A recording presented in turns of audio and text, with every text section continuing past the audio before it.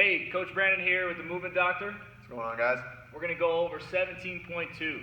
So today, this week, we have a 12-minute AMRAP, 50-foot walking dumbbell lunge at 50 and 35, 16 toes to bar, and then 8 power cleans with those dumbbells. We're going to do 2 rounds of that, and then back to those walking lunges, and then instead of the toes to bar, it's going to be 16 bar muscle ups, 8 power cleans, same thing, 2 rounds, and then back through this, okay? Pretty spicy piece, I think, from what we watched there, just knowing the grip's going to go quickly.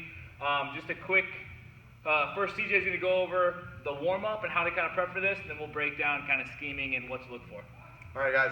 So, as Brandon said, this is definitely a grip-intensive workout. So, we really need to get those forearms loose, foam roll, floss, whatever it is, your choice, whatever you like to do, make sure you do it. Get those flexors relaxed, okay? Next, we need to open up the hip flexors again, just like last week. We got toes to bar, bar muscle ups, walking lunges, and power cleans. There's going to be a lot of flexion and hip extension going on.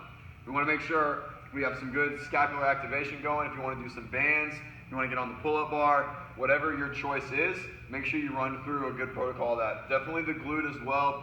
Hip extensions is with power cleans and dumbbell walking lunges.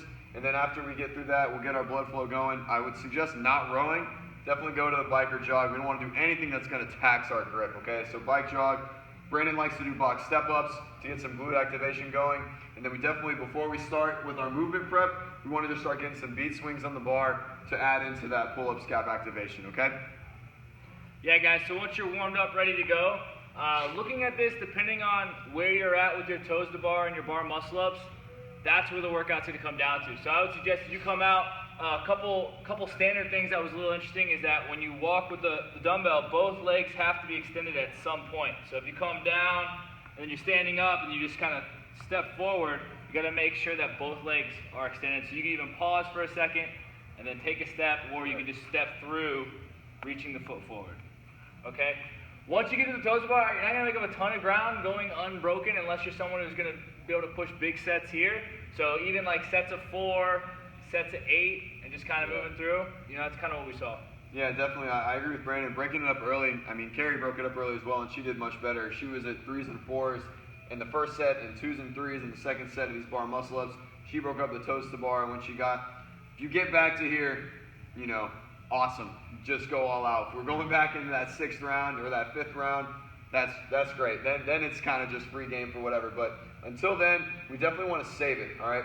I suggest doing 7 power cleans if you're not comfortable going right into the lunges. Put it down, shake it out, pick it back up, and then get into your lunges. And if you need to put it down at the end of the 25, remember we have to turn around, all right?